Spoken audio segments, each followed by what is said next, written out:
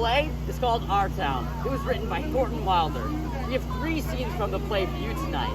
The first scene shows a night in our town, just like this one, but the day is May 7th, 1901. The time is just after sunset. Well, I'd better show you how our town lies. Over there is Main Street. A little bit further back is the railway station. Tracks go that way. Over there is the Congregational Church. Presbyterian's just across the street. Along here, we have a row of stores, hitching posts and horse blocks in front of them. First automobile's gonna come along in about 5 years. Belong to Baker Cartwright, our richest citizen. Lives in the big white house up on the hill. Public school's over yonder, but they'll build the high school just down the road in about 16 years.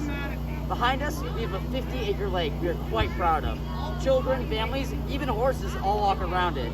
And right here, we have 2 homes. This is my house, my father's house, Doc Gibbs, our town's doctor. Up there, you can see my window looking out at the moon. Across the way is the Webb's house, and up there, that's Emily's window. See, I'd like to tell you that this is my story because, well, I lived it. But really, when I watch these scenes, I realize it's even more Emily's story than mine. Oh, here she is now. She's so beautiful, but she doesn't see it. Yet. I guess the name of the play is Our Town.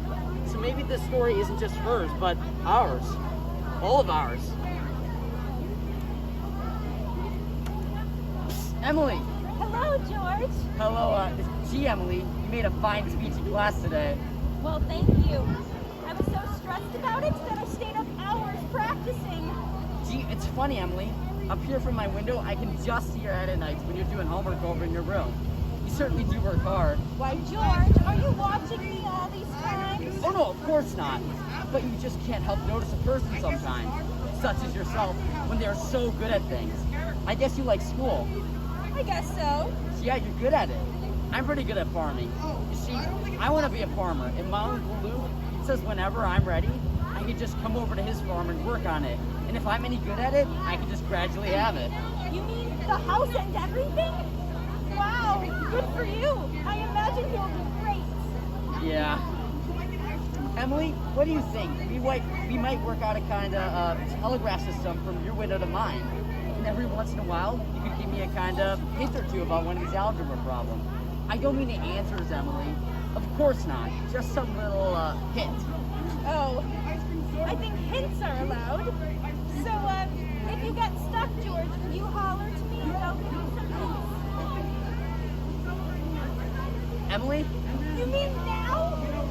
I know. It's so hard to work it all. The moonlight's so terrible. Terrible? Why, yes. Emily, did you get the 3rd problem? Which? Oh, the 3rd. Why, yes, George. That's the easiest of them all. I don't see it. Emily, can you give me a hint? I'll tell you one thing. The answer's in yards. In yards. How do you mean? In square yards. Oh, in square yards. Yes, George, don't you see? Yeah. In square yards of wallpaper. Wallpaper. Oh, I see, Emily. Thanks a lot. You're welcome. You know, George Gibbs, I think you're always up here looking at the moon. Well, maybe not just the moon. But it is striking, isn't it? When you think that the same moon shines down everywhere on Earth. It's the same moon shining down in South America, Canada, England. I guess I've never really given thoughts to that, George.